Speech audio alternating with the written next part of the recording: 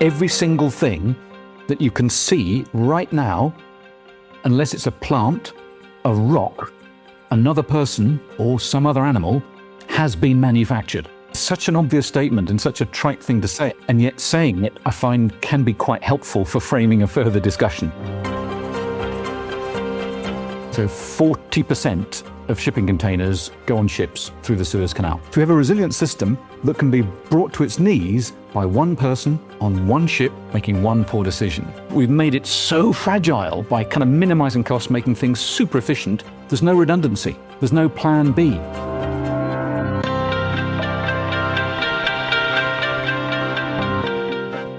Welcome back to Policy Prompt. I'm Vass. And I'm Paul Sampson. Vass, what are we maxing this year? Is it protein, steps, quantum computing? Actually, in 2026, we are friction maxing. Yeah, I had to look that up because I'm not as up of the trends as you are, and I wondered if somebody kind of made that up when they were stuck in an elevator or bored waiting on hold or something. But so what is it? Well, it's the opposite of how most of us live our digital lives right now. Right? The opposite of frictionless everything. This idea that maybe having a little bit less convenience in our day-to-day can create more meaning.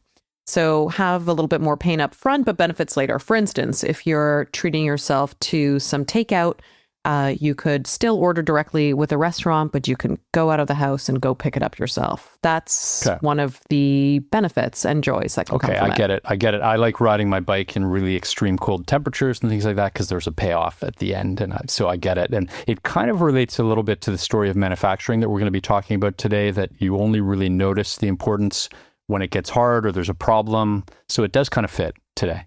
Exactly. Trade, tariffs, shipping disruptions, suddenly the supply chain or supply chains, it's not a background hum, but it's dinner conversation. It's the fabric of our everyday lives becoming more visible. I think everyone saw that a little bit during COVID-19. We wondered about, supply chain disruption and kind of why it mattered. So now it's kind of becoming a little more mainstreamed that people are like, hey, how's it going? And is your furniture still stuck at the border? What's going on? Yes, and it's making the interconnected way that things get made and moved feel newly personal and politically relevant. So this brings us to today's guest. Tim Minshall is the author of Your Life is Manufactured, as well as some other books, a title that feels comforting and a little bit threatening and fairly technical. So we're going to spend some time unpacking what this all means. There's this lovely quote on the book's dust cover calling it an illuminating journey through the world of manufacturing and its transformational influence on our lives and the world around us. Tim, reading the book, I was like, should I have become an engineer? It was that engaging. So yeah, it's heavy stuff, but it does seem to be true when it applies to manufacturing. So Tim Minshall is a professor at the University of Cambridge. He's an engineer by training. He heads up the Institute for Manufacturing, which is an organization whose aim is simple: to help manufacture a better world. A big mandate, but he's been doing it for past 20 years and has worked with thousands of students about learning how to manufacture, hearing it, seeing it, doing it. And a lot of those people have gone on to be significant people in the manufacturing space. So let's talk about what we've outsourced from view and what happens when the world forces us to look a little bit closer. Tim, hi. Welcome to Policy Prompt. Thank you very much for having me. It's a delight to be here. Great to have you. And we'll just start off with a little bit, maybe more about your background. We know you're an engineer. We know you've been teaching for a number of decades. But what's your journey been like a little bit to how you got there and kind of what do you do like on a kind of regular basis? What's your daily activities look like? You made me sound old there. The number of decades. It's that I felt the weight of that one. I'm sure that wasn't your intent. It's wisdom. Paul's friction maxing the questions. Wisdom. Yeah. It's only about wisdom. Okay, we'll go with that. Not the mileage, it's the wisdom. Okay. So the day job is exactly as you said, Paul. This is lucky enough to work at an institute with absolutely amazing people here at the University of Cambridge. We have this mission to help manufacture a better world, and we do it in three ways. We are all about learning. And so we are lucky enough to attract absolutely amazing people who want to come here as students, as visitors, other collaborators, and we work with them to help mutually develop new skills around manufacturing. Secondly, it's very clear that the world of manufacturing, some things don't change, but as you were saying in the intro, absolutely some things are changing. And it's not just responding to crises, I guess we've always been doing that, but some of the new technologies and some of the ways in which we're making things really is pushing new challenges, not just to this strange little bubble that's sometimes regarded as separate, which is manufacturing, without jumping ahead too far. It's a fundamental feature of all our lives, and it's becoming ever more integrated. But maybe back to that in a minute. And the third bit is we're here not just to do help people learn and to do the research, but also to support organizations, be they startups, medium-sized companies, large companies, government agencies, to help understand what's going on and help them develop better solutions to the things they want to do. Yeah, great. So lots to come back to there, and we'll do that over the course of the conversation. Vass, what's on your mind? Well, we can pick up on some of that. The fundamentally more integrated, I think we definitely want to dig into. The book, you offer a kind of brutally simple definition. Factories turn inputs into more valuable outputs. So maybe it's worth asking just, what do most public debates end up missing about that exchange across those inputs as a way to help us think better and appreciate this newish or evolving world of manufacturing? So I think it's the idea that there's a thing called a factory and stuff is made there, and that factory is somewhere we don't really see very much. I think is where one of the roots of the problem lies. But just kind of taking it up, down, back a notch, there's this very, very fundamental thing that I wrote it down and I thought, I can't say this because it's so blindingly obvious. And yet saying it, I find, can be quite helpful for framing a further discussion. So would you mind indulging me to do this? And it's this very simple statement that every single thing that you can see right now, unless it's a plant, a rock, another person, or some other animal, has been manufactured. Someone somewhere had to say, this thing is needed. It needs to be made from certain materials. Someone has to make the choices and design the thing. Someone has to source those materials. Someone has to find a way to make the components, to assemble the components into the thing that is needed, to get the thing to where it is going to be needed, to ensure that it's supported and used appropriately, and then, find another use for or dispose of in some way. All of that is happening for every single thing we can see in our lives, unless it's a plant, a rock, or some animal. And that's just, and like I say, it's such an obvious statement and such a trite thing to say. And I'm not, I almost feel like I'm insulting people when I make that statement because it's so basic, but I find it really helpful.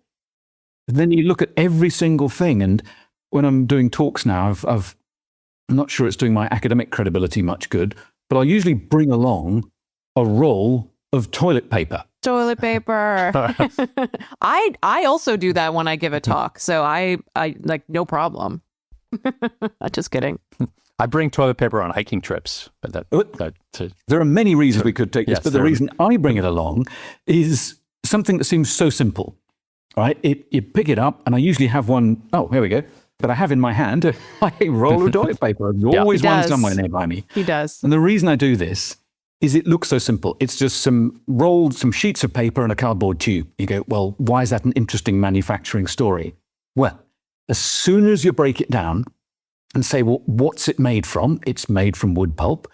What are the characteristics required of the product? You need something that is, without getting too graphic about it, something that is soft and strong, right? And so the fibers required to give that dual functionality come from trees grown in different climates.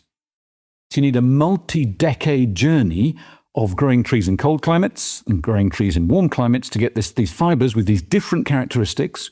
You're chopping down the trees, you're putting into wood chips, you're pulping them up, you're putting water in, taking water out, shipping it across oceans, re-putting the water in, reassembling it, spraying this liquid pulp onto rollers which are heated, which are then leads eventually to big sheets, which are then chopped into smaller sheets, which are then wrapped up, which are then sent to a distribution center, which is then shipped off to a supermarket or to a direct retailer to your home. All of that is happening for something as simple as a 2-component product.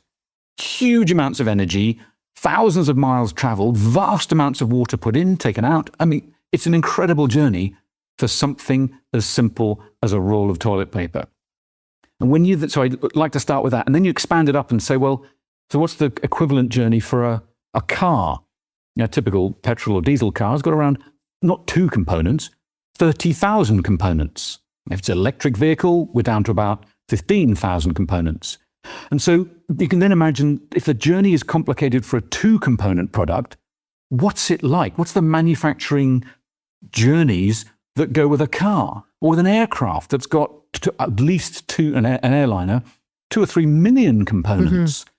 And you're looking at an iPhone. It's not just that it's got lots of components, but these components are made in different parts of the world and assembled and moved. And suddenly you have this fantastically complicated story for every single one of those things that you can see in front of you or within your eye line at the moment. Absolutely everything.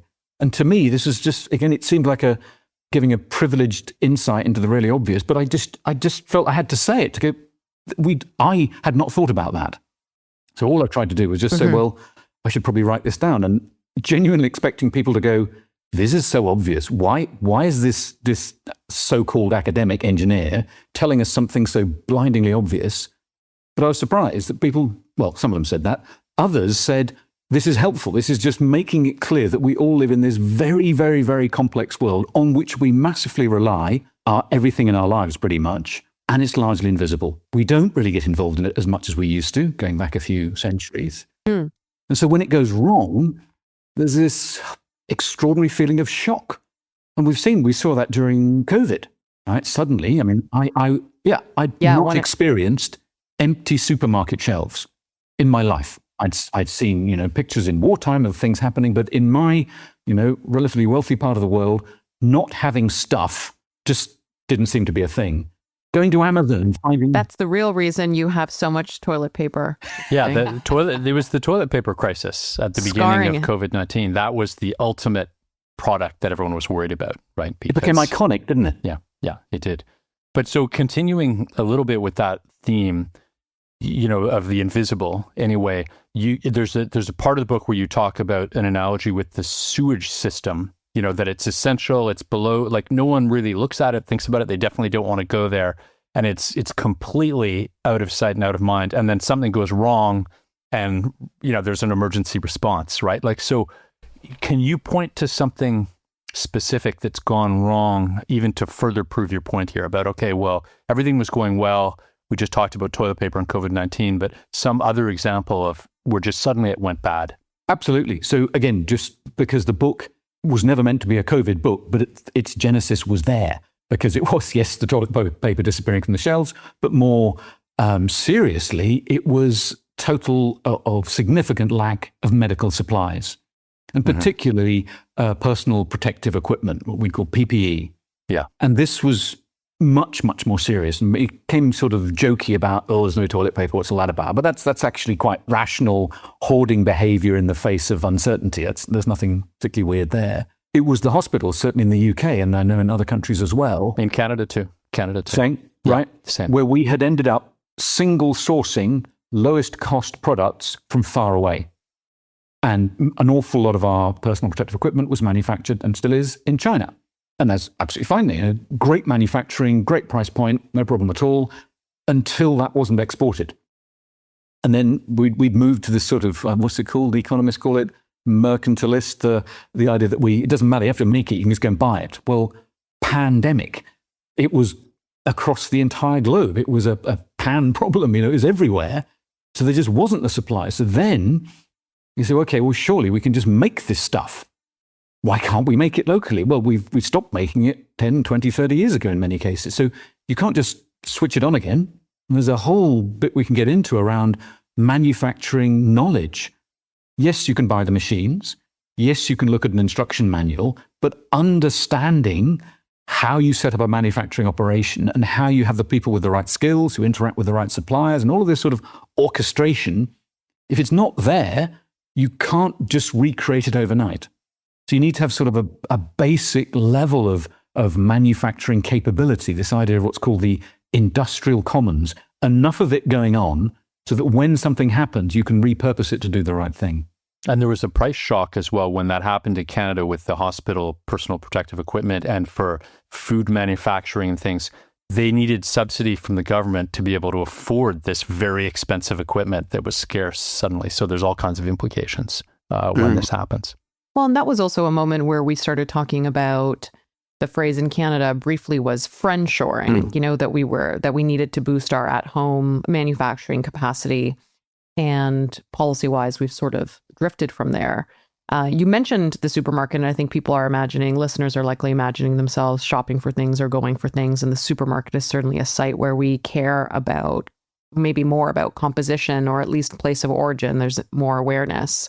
You've described that supply chain as being, kind of a magic show. Maybe we can talk more about what that magic hides or obscures or what we're taking for granted there when we're shopping. Yeah, absolutely. I mean, one example I like to use, so that one of the issues that came out of COVID was this sense of, if you can't get it, can you make it? There's that discussion. But then there is this general lack of resilience in the systems we've built. You just pause for a second and think of the, extraordinary human and technological achievement of Amazon.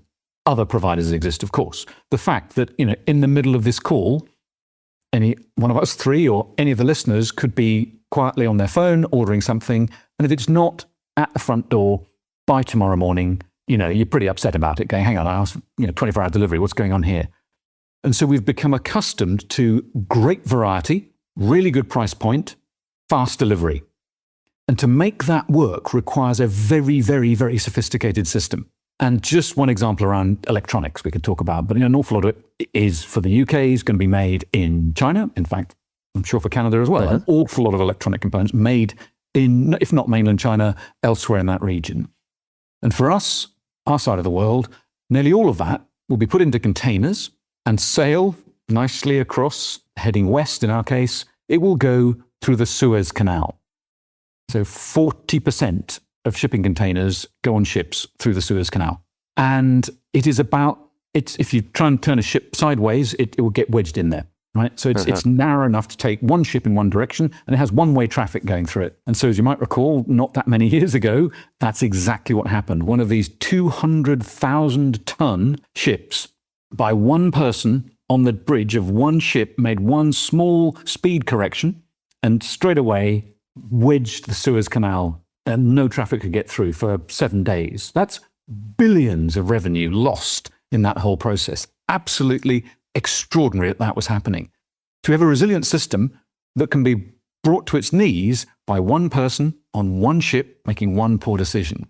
So that's an aspect of it that we really worry about. We love the efficiency, the low cost. We've made it so fragile by kind of minimizing costs, making things super efficient. There's no redundancy. There's no plan B.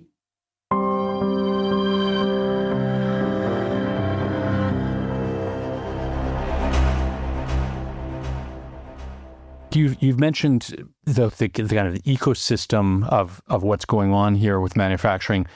In some ways, it can be broken up into making stuff, moving stuff, consuming stuff. I've got two questions, really. One is, where are the new technologies coming in here to be really relevant? You hear about logistics, traceability, like are we kind of moving leaps and bounds on our ability to track where things are and understand? And the second part of the question would be, where do policymakers tend to intervene? Are they more at the making end, the moving end, the consuming end, or are they kind of everywhere? Two great questions. So the first one about new technologies, one of the most important technologies for quite a while has been the growing pervasiveness of the digitalization of so many aspects of manufacturing. So I'm going to do something now which doesn't work particularly well for an audio-only podcast, but I'm going to do it anyway. I'm going to have to describe what I'm holding up now, and so Vass and Paul can see this. This is a very early generation cell phone. All right, it's about the size of a large loaf of bread, weighs considerably more. That arrived back in the 80s, and people went, "Wow, it's fun, whatever." And I've now got a whole collection of these, which I'll describe. Next one is like half the size of a baguette, I guess. I like that one. That's like good. a classic. That should come back. Classic, right? Early 90s. Yeah, I would rock that. That's cool. That's the Gordon Gecko phone. Yeah. And then somewhere around here, I've got a nice little Nokia the size of a candy bar. And again, part of it is manufacturing has driven that improvement in performance, reduction in scale, development of new battery technologies. Has been the technologies themselves have been manufactured to become ever more functional. But also, because we've got much more digital and enhanced all these communication technologies, we've made the process of making things much more integrated. And so now the visibility, as we head right into the world of what we call not just Internet of Things, but industrial Internet of Things, the fact that our mobile devices have so many sensors in that are generating so much data about the use of our technology. We see this across our cars, we see this across air transport and power systems, vast amounts of data being generated, which helps at all stages of the make, move, consume journey. By using the product, we generate data which is fed back. When we buy anything from going back to the opening here about, takeout meals, removing friction from that, it is extraordinary that, in my lifetime, I can do that thing where I have a small device in my pocket. I can just go, I want a pizza, and I can watch the entire process of production and delivery happening and payment, all of it happening on one small device in my hand with a couple of taps of my thumb.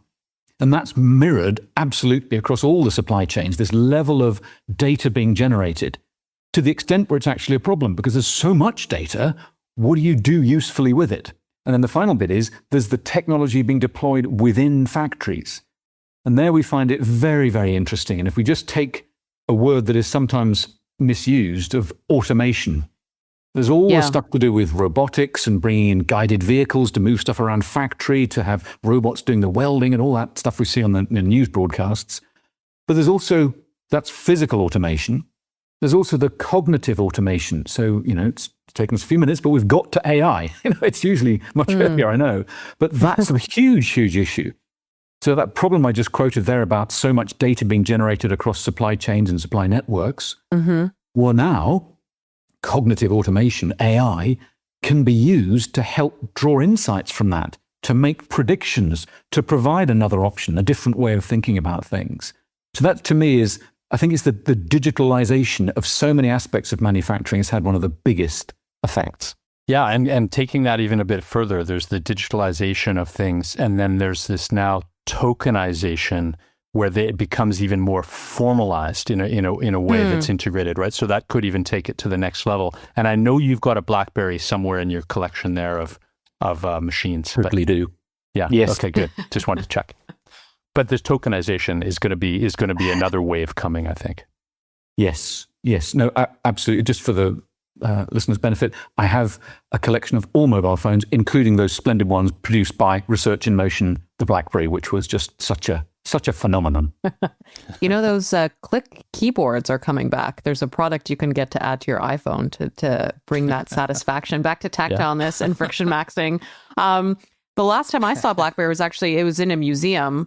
I'm not joking. It was at a beautiful art gallery in Montreal, and just like this history of industrial tech, but everything comes back in interesting ways. And I love that you brought up that digital layer and automation to processes, but also the products that we see. I think we've established that these global supply chains are complex networks where shocks can propagate quite quickly. And to pick up on Paul's earlier question, where just sort of thinking about elements going wrong, maybe we could root in one of the best recent examples of what seems like a small or minor disruption in the manufacturing process turning into something that's actually much more systemic. Oh, yes. So, the car industry is a great example of this. And semiconductors, a great example of this, because you end up with supply networks that are so complex, and I use that word deliberately, so it's complicated, lots of stuff going on, complex, lots of things going on, and there are interdependencies between many of those things. And so to this point about very complex supply networks, now we have several colleagues who are looking at AI as a tool for supporting visibility and resilience of supply chains in critical minerals and in food and in all sorts of things. And the charts that they produce, and a particular colleague, Alexandra Brintrup, looking at the way in which we bring visibility to some of these supply networks, you end up with these sort of charts that look like, those magic eye pictures. We look at a lot of dots and suddenly a picture emerges. It's that many dots. And these are all the suppliers related to a single product like a car or a plane. Right. But then you start to look at those in more depth, and it'll be things like the people who provide a particular adhesive that is essential for some aspect of some part of semiconductor production, which, if not done, means you can't produce enough semiconductors, so you can't get enough shipped to the car companies. These are the lower end semiconductors, which means you can't build your cars. And it was just an extraordinary example of that. So I made the mistake of trying to buy a new car during COVID. Very bad decision. Very happy with the car, by the way, in the end. But it was so long being delivered because it had been built. We could see with all the data. The retailer pointed and said, no, it's been built. Can't release it because there's a couple of chips missing for doing, I don't know, the window controller or the mirror controller. So some tiny thing, supplier of some adhesive to one part of a supply network, multi-layers down, has a problem, and it propagates all the way through. That means I don't get my car. It's delayed by 3 months. It happens more and more like that. We see a lot of that happening. So this visibility is really, really important. But then you've got to, coming back to the question, Paul, about policy, it's okay, great. So we have more data, we've got more modeling and simulation, we can spot where things might go wrong. What do we do about it? We've got another colleague working with us, Mukesh Kumar, looking at things like the resilience of the supply chains for critical minerals. So you can deploy lots of technology and lots of data analysis and AI to look at what's going on, but you then got to make decisions about, so what are we going to do? And you mentioned that example of nearshoring and I think friendshoring is one of those versions, and there's many versions of that. Well, these are strategic decisions. Who makes them? And on what basis are they making them? Given the, what's the polite phrase, ever-evolving geopolitical situation that we see at the moment, you've got to make decisions, but is it a two-way door? Can you reverse it if actually tomorrow's news shows that was the wrong decision to make? You're seeing more and more of that, the ability to draw data in, make complex things visible to support decision-making, but someone still has to make that decision and then work out, is this reversible or irreversible? Policy Prompt is produced by the Center for International Governance Innovation. CG is a nonpartisan think tank based in Waterloo, Canada, with an international network of fellows, experts, and contributors. CG tackles the governance challenges and opportunities of data and digital technologies, including AI, and their impact on the economy, security, democracy, and ultimately our societies. Learn more at cgonline.org.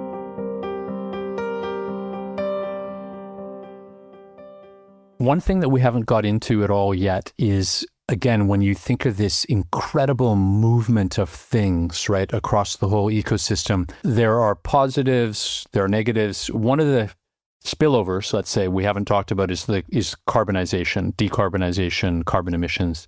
And you talk about how going slower drops emissions. I mean, there's still emissions problems with, bunker fuels and ship transportation, but you're saying that it's much better for the carbon footprint if we use more slow-moving vessels, but it's hard politically. Is that kind of what you're saying, or what are you saying on that? Yeah.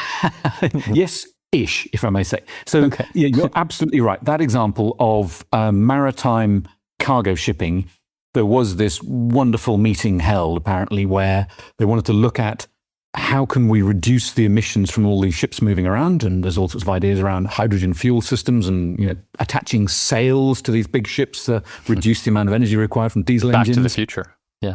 Exactly. Yeah. But one of the most effective things is just go a bit slower. It really makes a difference. Now, friction maxing. There we go. But It's a great point, Vass, because what then happens is people will say, no, we can't go slower because people want their product immediately. It turns out there's always a trade-off, right? Yes, you're less harmful, but you get it a bit slower.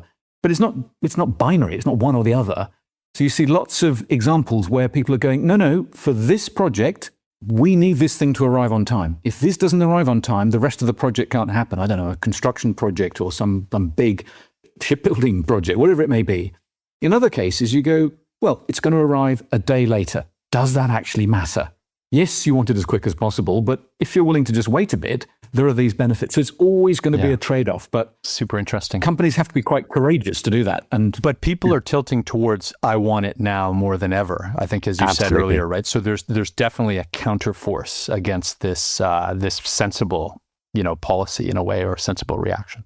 Absolutely, but also there's the reality of the number. Yes, of course, we are emitting too much carbon and other gases that are causing immense problems.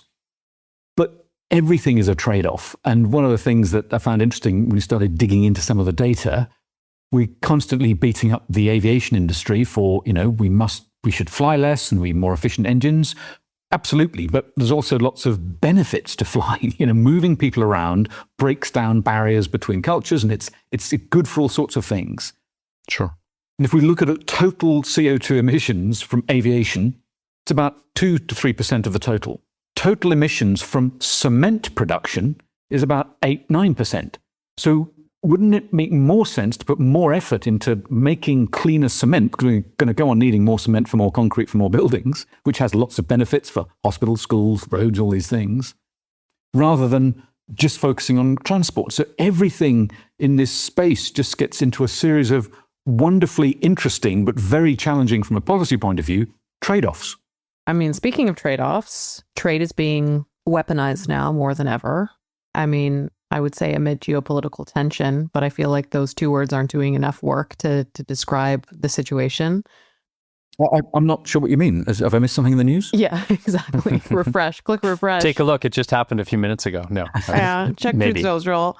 And I think it's safe to say there will be future disruptions. Also a word that's not doing enough work in that sentence. Given the context that we're in, what does or could weaponized trade look like for manufacturing, right? Export controls, inputs denied, standard games, shipping risks, data controls.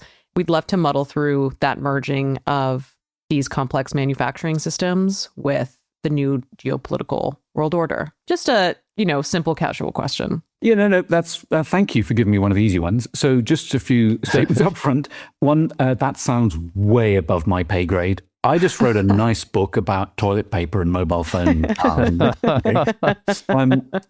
other thing is, it is incredibly difficult to make any sensible statements in this space. And anything I do say is very much just a personal opinion and a reflection from just an average guy. So I think maybe one way to look at this is, by putting tariffs in place, it does distort things. I think that's a statement of fact, and that can be you're intentionally distorting things, or it's an unintended consequence, but it does distort stuff.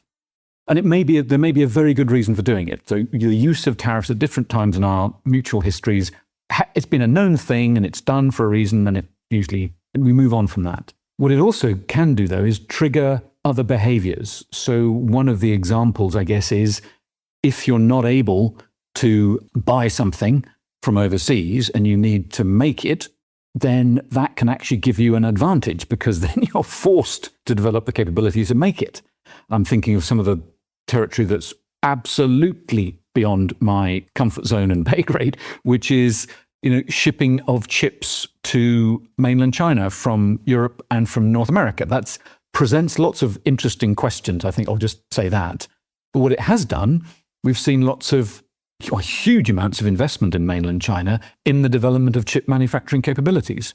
So the tariff thing as a control mechanism has shifted the efforts from buying and building products with them to, well, can we make these things ourselves? So it can have this sort of unintended second-order consequence. But whatever happens, particularly if they're done quickly, they are, as you say, Vass, they are disruptive in a way that requires an even bigger word, I think. It's interesting right now on the tariffs, the Liberation Day tariffs and all this, big move. The data is just starting to come in terms of what was the impact, like who actually bore the cost, right? And it looks like right now it's tilting very much towards the consumer paying that cost, which probably allows for, that they're willing to pay. And so therefore they're probably willing to pay for higher cost domestic manufacturing and production in some of these areas. So it actually might lead to that shift. It's not leading to a lower cost shift, and the inflation is going to stick in the system and probably pop up. So the Trump administration wants it all. They're not going to get it all, but they may get a little bit more domestic manufacturing in some areas. Is that kind of your read of the likely evolution as well? And not just in the US, obviously. Sure. I think it's absolutely true that when you put a tariff on, the people who end up paying for it tend to be the end consumers because it's got to be passed, and supply chains are so lean and efficient, they can't absorb much of that cost. So it has to end up somewhere. It very often ends up with the end user. So yeah, I think there's something about that. I mean, there was the great case of the talk about shifting iPhone production back to the United States. Yeah. Yes. And, some people went, well, that's just, never going to happen. And there's conversations around manufacturing certain semiconductors in certain parts of the world and that being shifted away from a zone of potential high friction to one with less friction. But these things can't happen quickly. It's back to that earlier comment about if you want to start doing these things, it can take, particularly for advanced engineering, a generation. I'll keep it UK focused because perhaps that's more comfortable for me, if you don't mind. But this idea that we in the UK, and I was part of it back in the late 1990s, of shifting manufacturing to China. And that was UK manufacturing this was a known clear strategy. It was offshoring. It was regarded as a really good thing because these things that we had become less good at, that we were not cost effective at, could be done very effectively by companies in China. And it made absolute sense. And for a while that was fine. And then surely, China has become one of the most sophisticated manufacturing nations in the world with extraordinary capabilities at the very highest end. And now we're realizing that perhaps we need to retain or develop more of our advanced manufacturing capabilities in the UK. We have some very strong ones, but some we're less strong at. And so the thought that you can say, well, let's just start doing it again. You go, no, we didn't just send the machines away. We didn't just send instruction manual away. The knowledge disappeared. And it's been rebuilt very effectively in China over a series of decades. So when we try and recreate it, yes, we can do these things. It's not quick. One of those questions you were asking earlier, Paul, about the role of policymakers in this is, so that's a long-term issue about skills development and supply chain development and making sure that you've got these people who are going through the technical colleges, who are going through the universities, who are going through continuous professional development to make sure we have this workforce that can do advanced manufacturing, but also that we have the suppliers who can support whatever the future of manufacturing may be.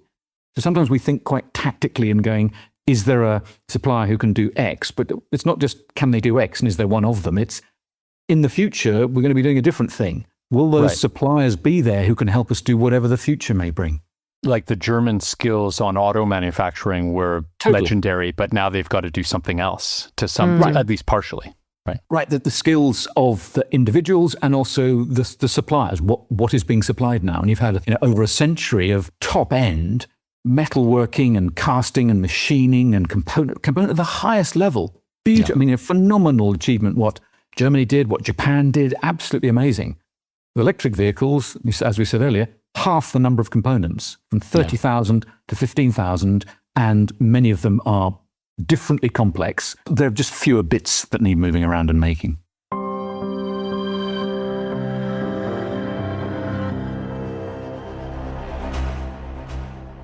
I just want to ask this next question, like sort of asking for a friend, but this year, speaking of friction maxing, it's also the USMCA joint review year, which is scheduled for July. Let's see what happens if we're still doing that. If you were advising Canada or Canadians, going into that moment, what sort of manufacturing capabilities would you treat as maybe being non-negotiable or something we need to be primed to protect? Okay. I reckon I would not name specific sectors. My knowledge of the Canadian economy is not sufficient to be able to do that. Generically, one could perhaps think of things that have the most uniqueness and the things that have the deepest roots. Okay, so for the UK, that's a safe way out of this. I can talk about the UK. So we get asked the same question, what areas should we be involved for advanced manufacturing? And so we see The UK now has, as I know Canada does, an industrial policy which says, in the UK's case, we've picked 8 sectors. And they're things like, and no surprise, advanced healthcare and defense and energy and all these things. But everybody's talking about healthcare and defense and energy, and there's nothing new there. So what are the segments within that we want to prioritize? So for example, again, UK example, advanced therapeutics. Okay, so again, I knew nothing about the pharmaceutical industry. I don't know much about it now, but I had it explained to me very, very slowly and carefully, which was good, that normal drug development, most drugs are produced in bulk on the assumption that every human is the same. And if you have this condition, you'll get the same drug. And the truth is, we're all different physiologies, different what I think are called comorbidities, other conditions we have, all that stuff. So there's great things going on in the world of pharmaceutical. One of them is the move from generalized solutions to personalized solutions. One of those examples is cell therapies for cancer, certain types of cancer treatment, where you extract, again, I'm hovering right at the edge of my knowledge comfort zone here, T cells extracted from the patient. They do some clever stuff, I think is the technical term, and to reprogram those cells, re-inject them into the patient. Those refined T cells zap the cancer incredibly effectively. So it is a manufactured product based on the patient's own cells, not based on, it is the patient's own cells, processed, re-injected back into the body. So then every single treatment is unique for an individual patient. Now, to build up capabilities in that is very advanced. And we see examples of trying to automate that process. So that's a thing that the UK is trying to do. We have specialists in cell and gene therapies as a manufacturing capability. It's very, very sophisticated, and it's taken a while to get there. And it's based on deep research roots and a very open healthcare system where we have lots of good patient data and we can run trials. It works well. So that's an example to me of a manufacturing sector that's slightly not even regarded as manufacturing by some people, that absolutely it could become a national strength if followed through with further investment, if followed through with ensuring that we can scale these activities. So I think it's whatever the equivalents are for Canada, it's those things that require progressing along a trajectory that's already started and which can't be easily just plucked out and moved somewhere else. Again, I know I'm making very generic statements, but that personalized medicine example, I think perhaps it's a great example. And the role of data there as the richness of health data, for example, in Canada, with one of the most diverse populations in the world, to your point that one drug is not going to work for everyone. When you have this data set and you're able to unpack it, that can allow you to develop much more applicable drugs, let's say, right? And so all of these things are connected. It kind of takes to another question that is in a way still trying to get the answer from you of what should we prioritize on. But it's you've criticized those that automatically just say, let's build it here, let's manufacture it here, right? Like appropriately so, right? The political reaction to anything is, let's do it here, right? But of course, some things are just impossible to do. And let me pick an example of aluminum or aluminium, I think, as you call it. Thanks for the translation. Right, just to make sure you got it. In the U.S. has said we don't need Canadian aluminum. We can do it here. But of course, you've got to have cheap energy. You've got to build up all the capacities that you're talking about. So some things are kind of not 100% impossible, but almost impossible. But maybe the flip of that is, what are the things that countries should have some basic capacity in, beyond food? And what are the ones that are, maybe elusive, right? Like that we just kind of missed that boat, right? If you can either do aluminum or you can't, really, right? Like the conditions aren't there. It's a great point. And we have a similar debate in the UK about steel. And, there's due to the relative international cost of steel, we'll find that UK produced steel is too expensive. And so plants come under immense pressure. There's still need for massive amounts of steel for our building projects, our infrastructure, rail projects, all of these things. So we'll end up subsidizing and rescuing the production of steel in the UK, and then still often importing the steel as well. So you end up with this sort of different agencies, sometimes not fully aligned in their goals, which happens everywhere. I hope we would avoid this topic, but one of them rests around defense capabilities. When things start to go badly wrong, well, at any time, number one role of government is to keep its population safe and secure. And much as we'd hate to admit it, and certainly from a European perspective, it's not that far away across the Channel and across Western Europe into Eastern Europe, there is a, full-scale land war going on. And that is it's a war of manufacturing, right? It's the ability to build enough stuff to allow things to continue to a point where one of them can't build enough stuff. And I don't want to get too much into that. It's not something I'm comfortable talking about. Mm-hmm. But it is an absolute thing. And we see that in wartime, it often comes down to industrial strength. Can you produce enough of the right stuff in the right way? If you're importing it all and you don't know how to make it, you're immediately at risk. Now, you can't make everything. Not every nation can then build nuclear submarines and jet fighters and bombers and drones.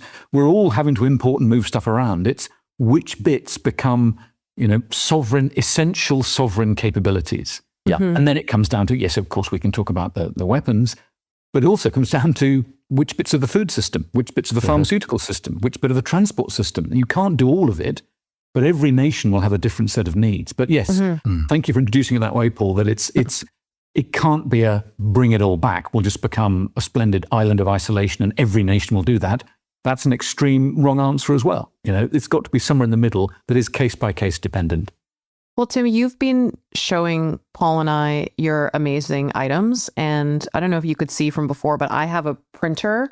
And I feel like there was also a moment where there was this idea that we were all just going to 3D print everything that we needed and just sort of download files. And obviously, that's not the case. You've helped us appreciate these systems and processes so much more as we look around our desks and our homes and the things that we cherish and maybe haven't thought twice or thrice about. We will. So thank you so much. Yeah, thanks a lot for your time. Real pleasure to meet with you and have this chat. Thank you for allowing me to have this conversation.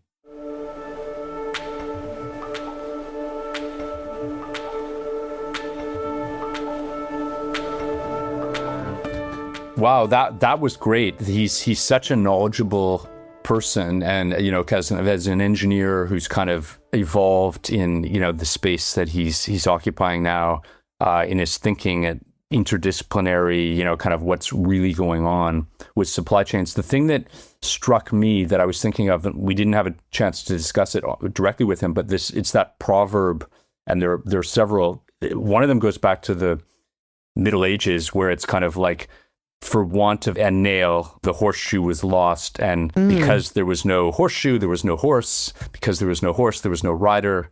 Because there was no rider, the battle was lost. Because the battle was lost, the kingdom was lost.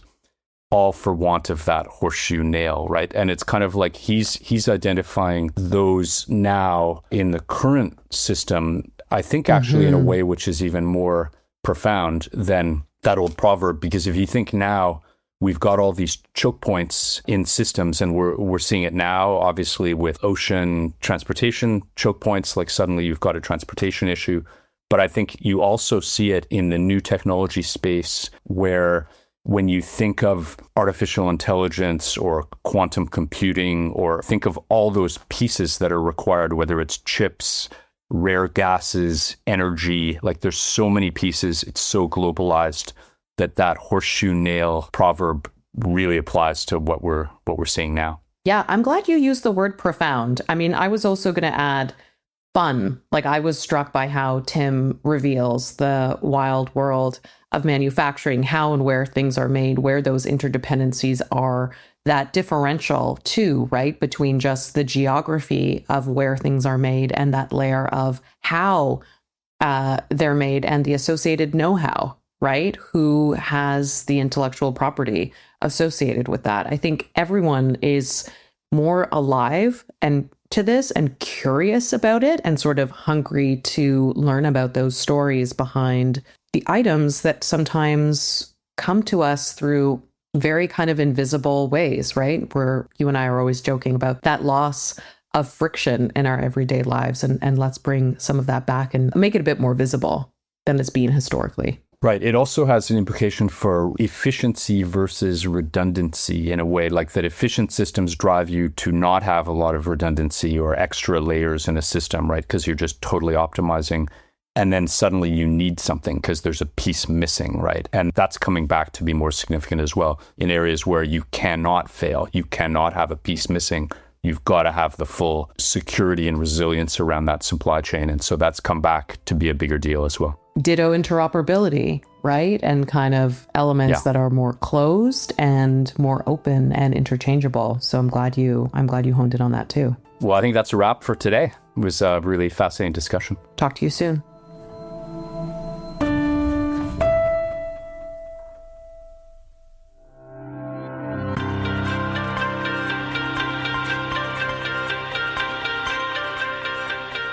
Policy Prompt is produced by me, Vass Bednar, and CG's Paul Sampson. Our supervising producer is Tim Lewis, with technical production by Henry Damon and Luke McKee. Show notes are prepared by Lynn Schellenberg. Social media engagement by Isabel Neufeld.